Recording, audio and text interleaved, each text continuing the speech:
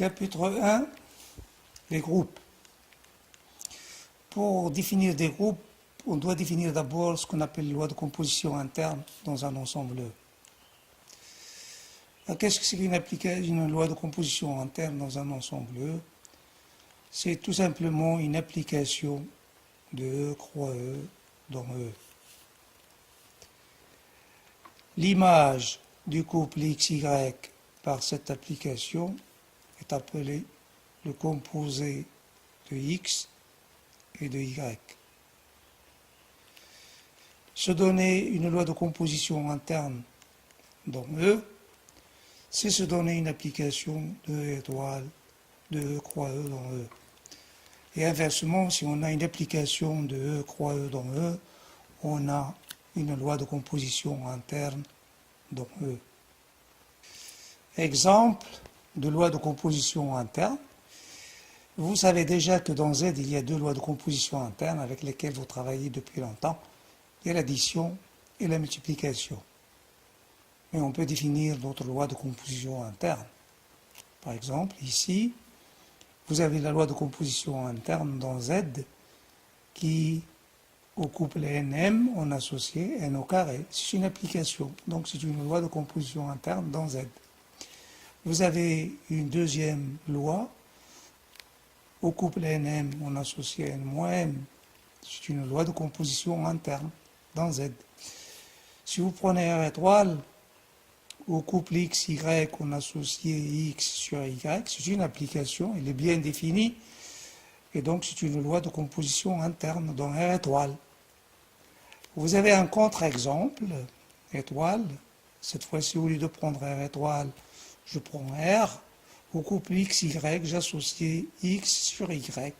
Cette fois-ci, ce n'est pas une loi de composition interne parce que, par exemple, le couple X0 n'a pas d'image, ce n'est pas une application et par conséquent, ce n'est pas une loi de composition interne dans R. Les lois de composition interne ont des propriétés. La première, c'est l'associativité. Vous prenez trois éléments X, Y, Z de E.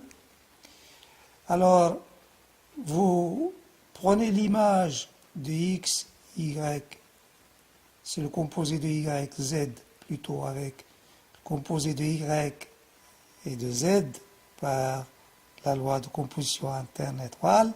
Ce nouveau élément, on va prendre l'image du couple X, Y étoile Z, ça nous donne le composé X étoile Y étoile Z. On peut prendre aussi le composé de X étoile Y, qui est l'image du couple XY, et à ce moment-là, on va chercher le composé de ce nouveau élément par l'élément Z. On obtient le composé X étoile Y étoile Z. Et vous avez ici des parenthèses. Ça signifie qu'il y a des priorités de calcul. On calcule d'abord ce composé, ensuite le résultat, on compose avec X, et ici d'abord on calcule X composé avec Y, et ensuite le résultat on le compose avec Z. Si pour n'importe quel X, Y, Z, vous avez toujours l'égalité entre ces deux éléments, à ce moment-là, la loi est dite associative. Et on peut l'écrire, quel que soit X, Y, Z appartiennent à eux, le composé de X et de Y composé avec Z doit être égal au composé de Y avec Z à droite, composé avec X à gauche. L'élément neutre pour une loi de composition interne.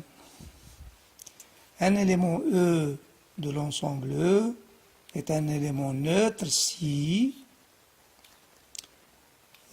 vous avez la loi de composition interne qui est une application de E croix E dans E. On prend le couple X, E, son image c'est X composé avec E, avec le E à droite. Ensuite le couple EX c'est un élément de E croix E, son image qui est le composé de E avec X, E à gauche. Et la question, est-ce que ces deux images sont toujours égales est égal à X lui-même.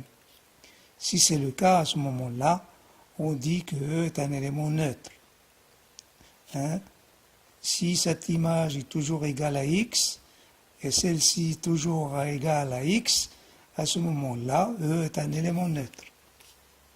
Autrement dit, quel que soit X appartenant à E, X étoile Y doit être égal à E étoile X est égal à X. Si ceci est vérifié, à ce moment-là, nous avons E est un élément neutre pour la loi étoile. Le symétrique. Vous avez X, un élément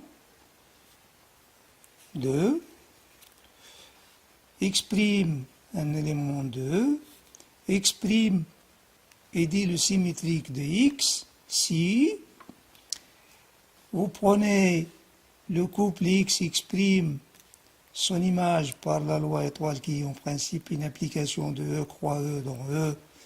L'image de X, X', c'est X composé avec X'. L'image du couple X', X composé, c'est X' composé avec X.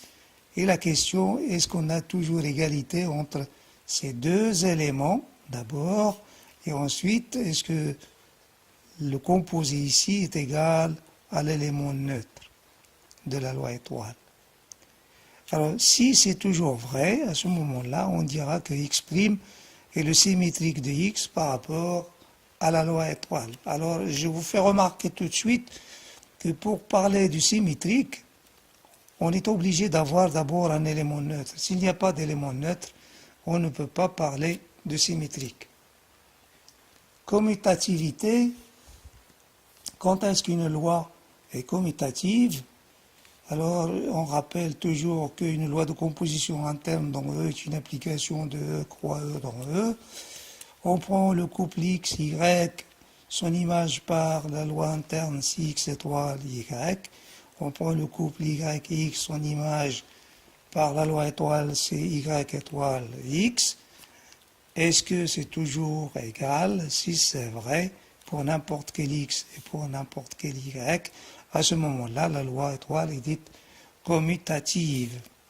On peut le dire aussi, quel que soit X, Y appartiennent à E, X étoile Y est égal à Y étoile X. Morphisme. Alors, lorsqu'on a des ensembles quelconques, on peut parler d'application d'un ensemble vers un autre ensemble. On peut parler d'une application d'un ensemble vers lui-même. On peut parler de bijection d'un ensemble vers lui-même, une bijection d'un ensemble vers un ensemble. Mais avec ces ensembles, il n'y a pas de structure, il n'y a pas de loi. Maintenant, nous avons des ensembles avec des lois de composition interne.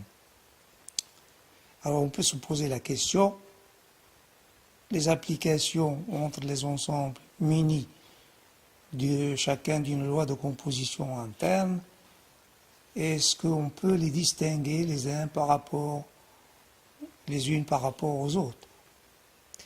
Alors, parmi ces applications, il y en a qui vérifient certaines propriétés. Et on obtient ce qu'on appelle les morphismes. Vous avez donc un ensemble muni d'une loi de composition interne. Je rappelle encore une fois, une loi de composition interne est une application de E croix E dans E. Vous avez un autre ensemble F muni d'une deuxième loi T, loi de composition interne T, et on prend une application F de E vers F.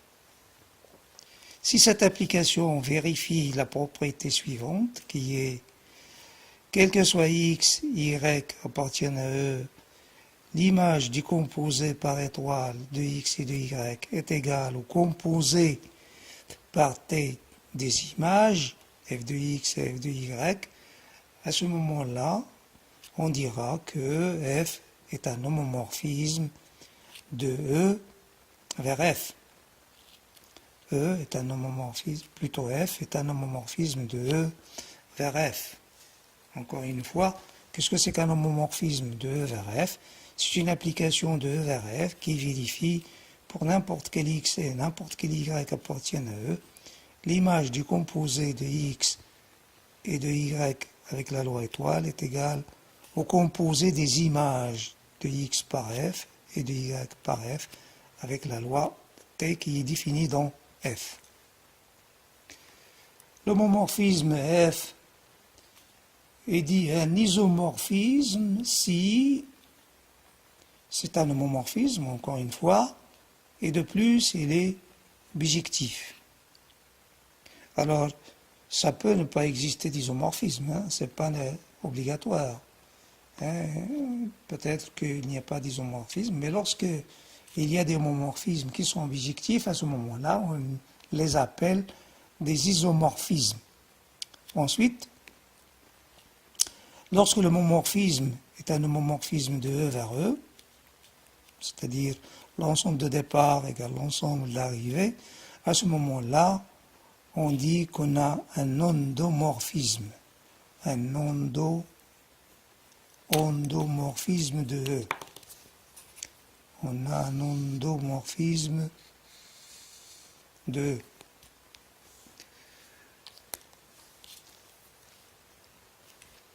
Tout isomorphisme de E est appelé automorphisme de E. C'est-à-dire ici, si j'ai un endomorphisme de E vers E, qui est bijectif, à ce moment-là, c'est un isomorphisme de E vers E. Les isomorphismes de E vers E portent un nom spécial, ce sont les automorphismes de E. Nous avons alors les ensembles suivants. E muni d'une loi de composition interne étoile, F muni d'une loi de composition T, Hom EF, ce sont les applications de E vers F qui sont des homomorphismes, c'est-à-dire qui vérifient la propriété F de X étoile Y, F de X étoile Y est égal à F de X étoile Y est égal à F de X, F de Y. Ensuite, nous avons les isomorphismes de E vers F. Qu'est-ce que c'est qu'un isomorphisme de E vers F? C'est un homomorphisme de E vers F, c'est-à-dire c'est une application qui vérifie cette propriété et en plus elle est bijective. Un isomorphisme de E vers F, c'est un homomorphisme de E vers F qui est bijectif. Les endomorphismes de E, ce sont les homomorphismes de E vers E, c'est-à-dire les applications de E vers E qui vérifient F de X étoile Y est égal à F de X étoile F de Y, parce qu'on travaille dans le même ensemble avec la même loi de composition interne. Et les endomorphismes de E qui sont des bijections constituent ce qu'on appelle l'ensemble des automorphismes de E. Alors faites attention, cet ensemble peut être vide. Celui-là aussi peut être vide. Hein. C'est peu qu'il n'y ait pas d'automorphisme.